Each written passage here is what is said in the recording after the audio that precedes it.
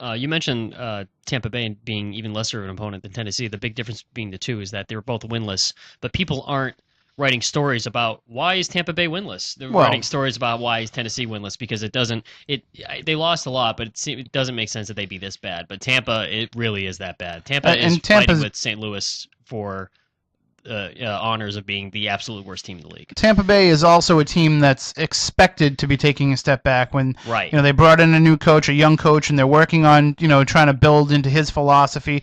It's kind of like that 2000 season under Belichick. Hey, Yeah. whatever happens, happens. We're looking toward down the line. Whereas with Tennessee, it's different. It's the same team more or less, minus Hainsworth at 113 last year, and it's Jeff Fisher still coaching the team, and it's still his system.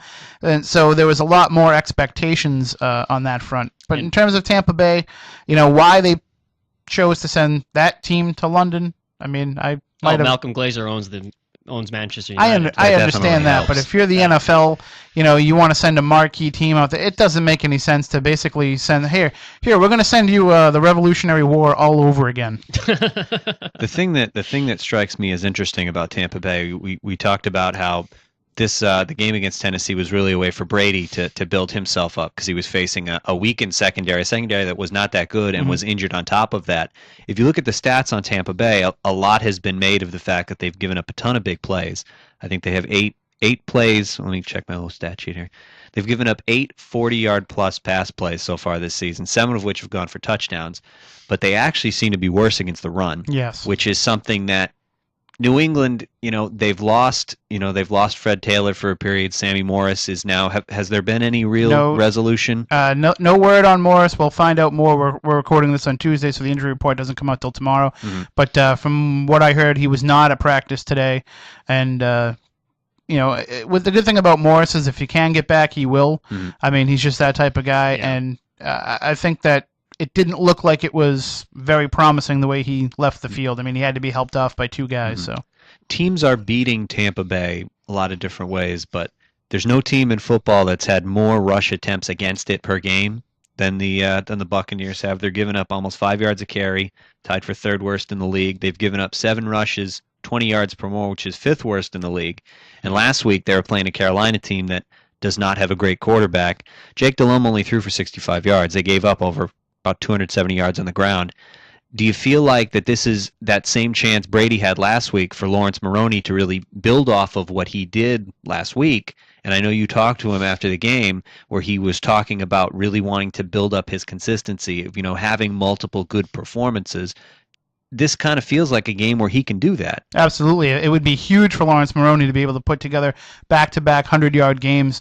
I mean, this is a guy who you expected 100 yards out of every time he gets out there when they drafted him, and instead this past one was his 6th career, and only 5 of those came in the regular season. So this is the time for him to really show what he has, and if he can, it's going to change the minds of the coaching staff, I think, a little bit to make sure they get him the ball a lot more. Because after that Baltimore game, I wouldn't have been surprised if they cut him. I mean, really? Just considering the way that he had performed early on in the season, he needed a breakout game like he had this past week. And if he can build on that, as he said, build momentum, build that confidence. And that's a word that you don't really hear a lot in the locker room, is to hear a Patriot say they need to build their confidence. But that's what he was talking about.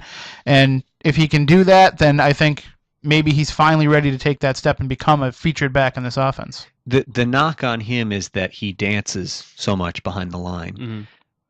From what you saw on Sunday, was he running, more directly than he was? Or was this just a case of his run blocking kind of stepping up against a bad team? Well, actually, they may be a bad team, but they're a very good front 7, and they're a handful to contend with. And I think the fact that Sebastian Vollmer was in there at left tackle might have helped out a lot. He had the key block on Maroney's 45-yard touchdown run.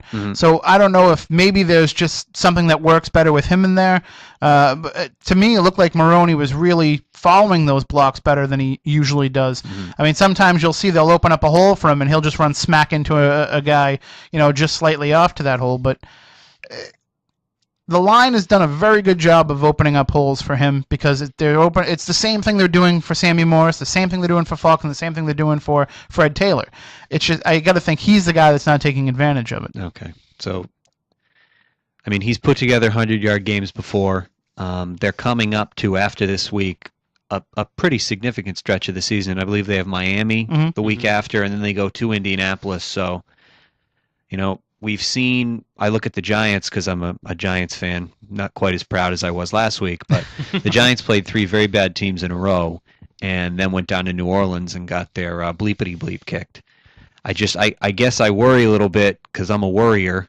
They're going to have these 2 games really kind of pile up some stuff and then face another, difficult opponent. I mean, do we have a reason to think that they can step up based on, something other than what their pedigree is the last couple of years in these situations? Yeah, I think the fact that they've made significant improvements in a number of categories each week as they go along, and I do have some numbers here that were supplied through our friend Mike Reese on his blog on ESPNBoston.com. The wonderful, awesome. the wonderful Mike Reese. And but he's talking about some of these statistics that have jumped significantly from this last game, and I think that might be kind of skewed a little bit. But the most important one is the fact that they're actually moving up in red zone offense from 25th to 23rd.